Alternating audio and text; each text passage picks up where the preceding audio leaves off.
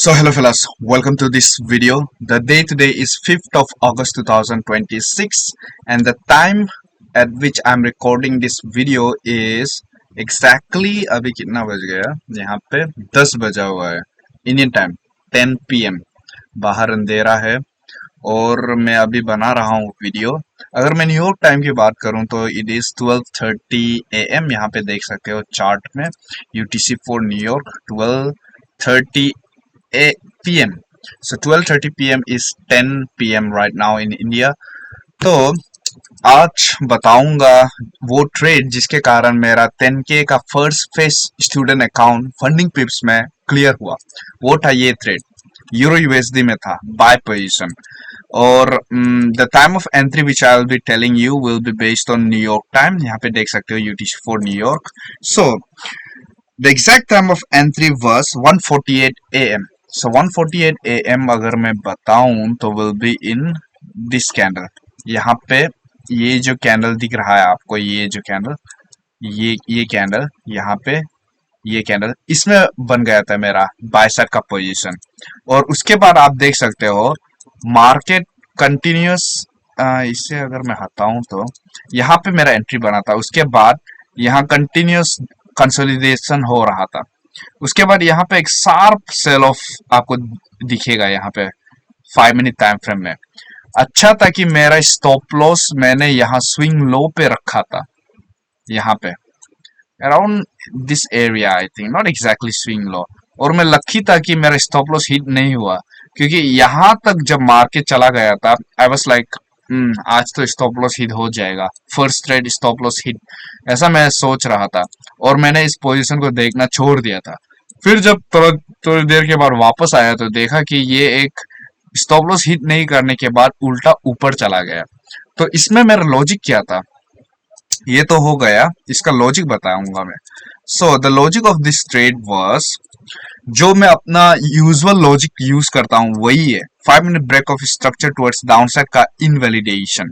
यहाँ पे आप देख सकते हो मार्केट ऊपर गया, फिर नीचे आया, फिर ऊपर गया, फिर नीचे आया। यहाँ पे एग्जैक्टली ये स्विंग पॉइंट और ये स्विंग पॉइंट, आपको इस स्विंग पॉइंट को लेटा दिखेगा नहीं। अगर ये लेटा नहीं है तो हम इसे कंसोलिडेशन कंसिडर करेंगे। पर हुआ क्या कि अगर हम DXY का चार्ट देखेंगे, this is the DXY chart, that is US dollar index chart. इसमें क्या हुआ था at the exact time, that is यहाँ पे आप देख सकते हो दोनों का जो चार्ट है वो कोरस्पॉन्ड करेगा।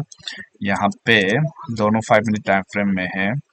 एग्जैक्ट यहाँ पे देखिए, ये जो स्विंग पॉइंट है यहाँ पे, जो कर्सर को ध्यान दीजिए, ये स्विंग पॉइंट यहाँ पे, ये जब नीचे आया DXY में क्या हुआ, DXY में आप क्लियरली देख सकते हो कि ये जो स्विंग पॉइंट है इसे मार्केट ने ले लिया।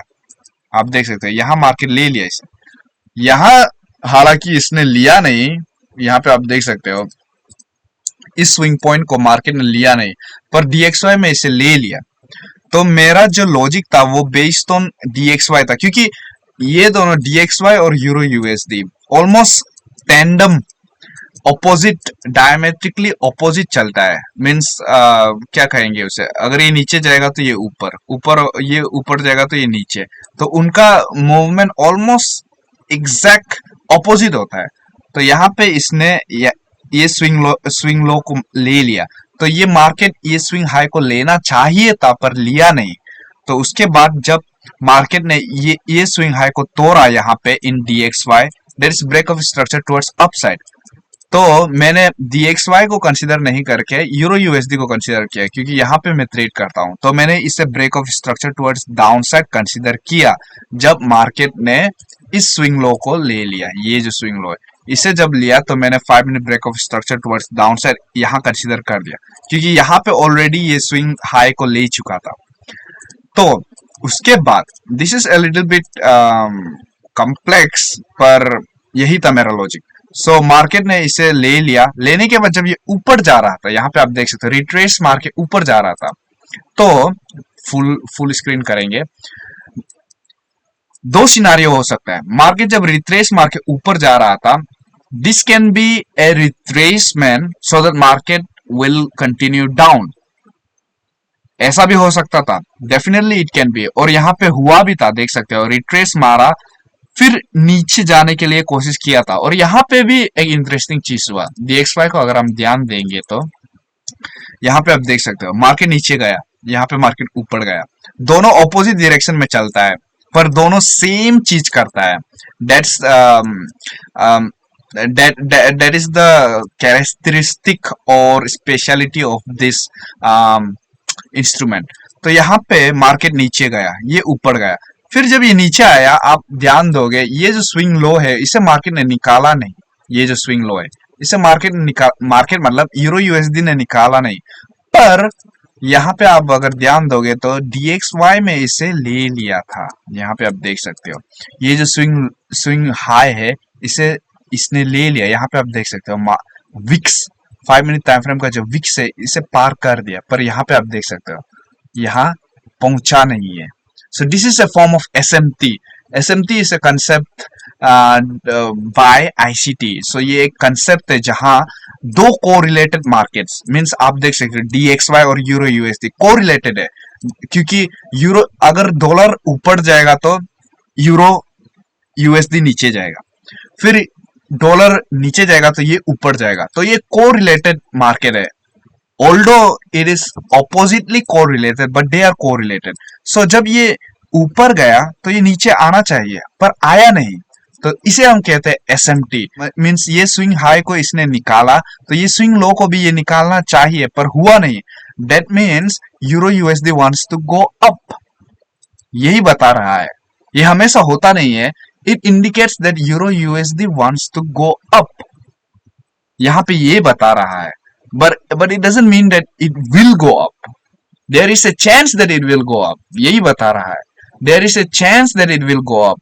It doesn't mean that necessarily 100% it should go up. तो यहाँ पे मेरा स्टॉप लॉस इसके नीचे था। मुझे तो लग रहा था कि ये लॉस में क्लोज होगा, क्योंकि उस समय को मैं SMT पर ध्यान नहीं दे रहा था, मुझे बस लगा था कि ये लॉस में क्लोज होगा।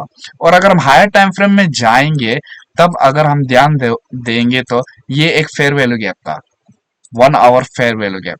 तो ये सभी प्राइस एक्शन इसी बॉक्स के अंदर हो रहा था।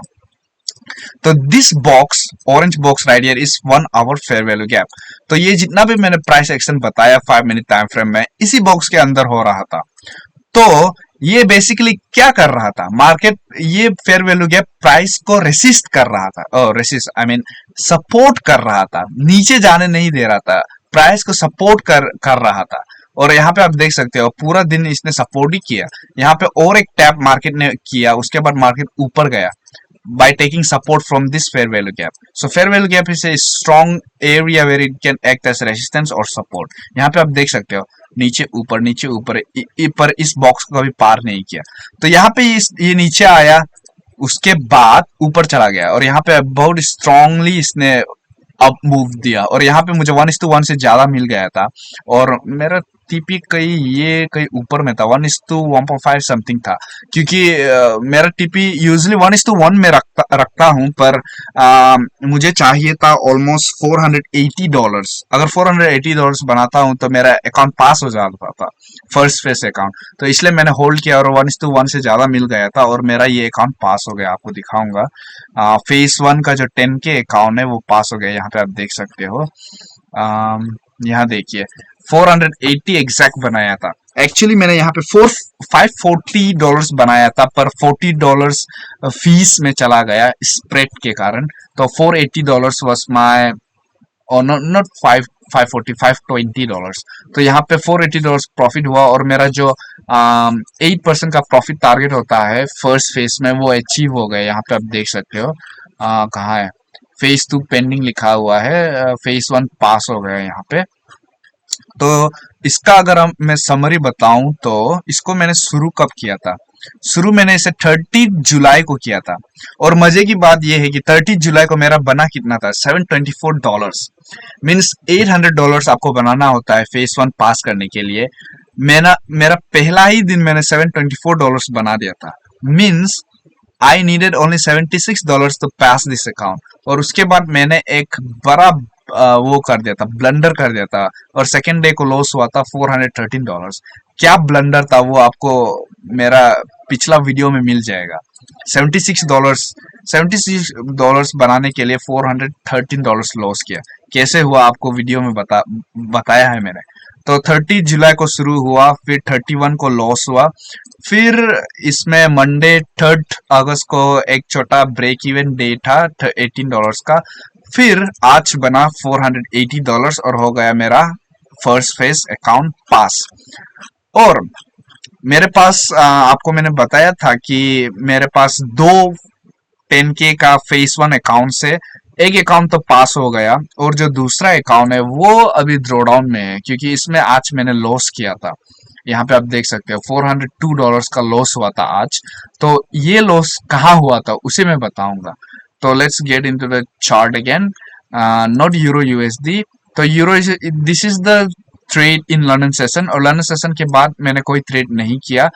Let's directly go to New York session. New York session में मैंने यहाँ पे ट्रेड किया था नैस्डैक। यहाँ पे आपको दिख रहा होगा US 500। यहाँ इसका चार्ट ऑलमोस्ट ES की तरह चलता है। फिर ये यूएसए टेक दिख रहा होगा, इसका चार्ट नैस्डैक की तरह चलता है। तो I refer from this chart and I trade in my MetaTrader 5। तो इसको मैं नैस्डैक कंसीडर करता हूँ, इसको ES कंसीडर करता हूँ। दोनों का चार्ट ऑलमोस्ट सिमिलर चलता है, तो इनका ही मैं चार्ट देखता हूँ। तो यहाँ पे दोनों चार्ट खुला हुआ है। तो यहाँ पे मेरा इसमें मैंने अपना रूल तोड़ दिया था, जिसके कारण लॉस हो गया था, क्योंकि इसमें एक्चुअली नैस्डैक में मैं ट्रेड करता हूँ। तो जो ES का जो चार्ट है उसके हिसाब से मैंने यहाँ ट्रेड डाला था, नैस्डैक में डाला था, और यही मेरा गलती हो गया, क्योंकि मेरा entry point was at 9:58 AM। 9:58 AM will be in this candle. ये जो कैंडल है, ये जो ग्रीन कैंडल आपको दिख रहा होगा, ये 9:55 AM का कैंडल, इसमें मेरा एंट्री बना था। यहाँ पे आप देख सकते हो मेरा लॉजिक जो मैंने पहले यूज किया था, सेम लॉजिक था। 5 minute break of structure towards downside का इनवेलिडेशन, क्योंकि यहाँ पे मार्केट ऊपर गया नीचे आया, ऊपर गया नीचे आया। जब ये पॉइंट को मार्केट ने ले लिया तो 5 minute break of structure towards downside हो गया। फिर जब मार्केट ऊपर जा रहा था, ये कैंडल इतना बढ़िया बुलिश कैंडल बना कि मैं सोच रहा था कि एटलीस्ट ये जो स्विंग पॉइंट है उतना तो मार्केट जाएगा, इसे तो निकालेगा। और अगर मैं हायर टाइम फ्रेम में जाऊं तब भी आप देख सकते हो मार्केट वाज कंटिन्यूअसली बुलिश। यहाँ पे देखिए कल से कंटिन्यूअसली बुलिश था।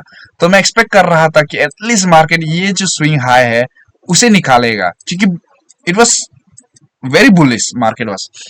तो मैंने इसको रेफरेंस लेने के बाद यहाँ एंट्री किया था। यहाँ अगर मैं 9:58 AM को देखूं तो वो उतना स्ट्रॉन्ग तो दिख नहीं रहा था। यहाँ पे आप देख सकते हो ये था वो कैंडल। मेरा एंट्री इसी चार्ट में बन रहा था, जो नैस्डैक है इसमें ये कैंडल था, तो इसमें मेरा एंट्री हुआ था। और आप देख सकते हो बाय साइड का पोजीशन मैंने बनाया था। यहाँ पे अगर ऐसे ऐसे दिखाऊं तो इस कैंडल इस चार्ट में मेरा एक्चुअली एंट्री इस चार्ट के लिए मैं प्लान कर रहा था, पर रेफरेंस में इससे ले रहा था, क्योंकि यहाँ पे break of structure towards downside हुआ। फिर जो ऊपर मैं एक्सपेक्ट कर रहा था कि ऊपर जाएगा, और अगर ये ऊपर गया तो मैं एक्सपेक्ट कर रहा था कि ये नैस्डैक भी फॉलो करेगा ES को। सो यहाँ पे आप देख सकते हो बाय साइड का पोजीशन इस एरिया में बना, पर ये लॉस में क्लोज हुआ। आप देख सकते हो सेल साइड के लिए चला गया। तो इसमें आपको मैंने अभी दिखाया था, यहाँ पे $402 का लॉस हुआ। So I am in a draw down in this account.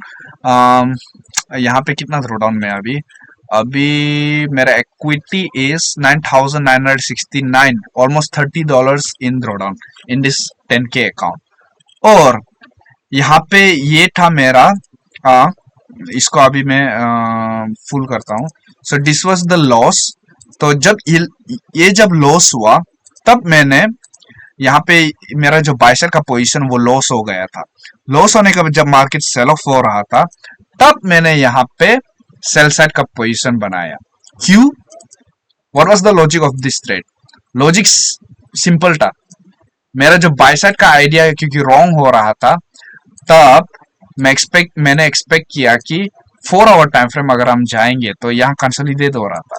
मैंने एक्सपेक्ट किया था क्योंकि इतना बड़ा ये बाय साइड का मूव आ गया, थोड़ा रिट्रेसमेंट मारेगा, क्योंकि पहले मैंने एक्सपेक्ट किया था कि ये बाय साइड का मूव कंटिन्यू होगा, वो अगर रॉन्ग हो रहा है तो most probably it will retrace down, इसलिए मैंने सेल साइड का पोजीशन बनाया।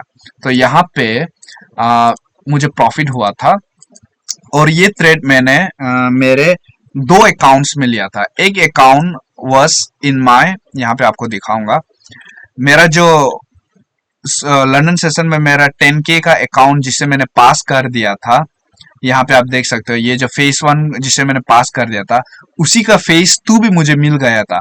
और ये जो सेल साइड का पोजीशन था वो मैंने फेस 2 अकाउंट में बनाया था। यहाँ पे आप देख सकते हो ये फेस 2 का अकाउंट है 10K का, तो इसमें $107 प्रॉफिट हुआ था।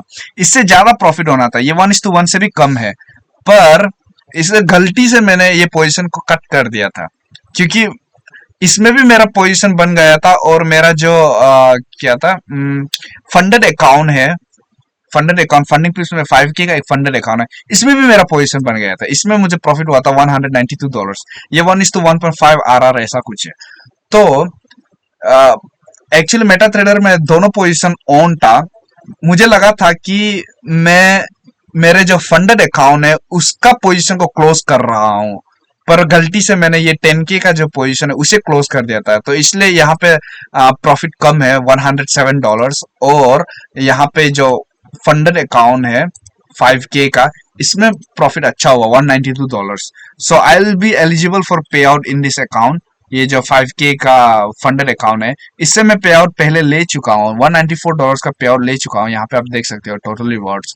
तो यहाँ पे अगर मैं अपना रिवॉर्ड दिखाऊंगा तो पहले मैं $194 का रिवॉर्ड लिया था सेम अकाउंट से, और उसी अकाउंट में अभी मैंने $256 का प्रॉफिट बनाया है। यहाँ पे आप देख सकते हो टोटल एलिजिबल $256 आज बनाया था, जो आपको मैंने अभी भी दिखाया।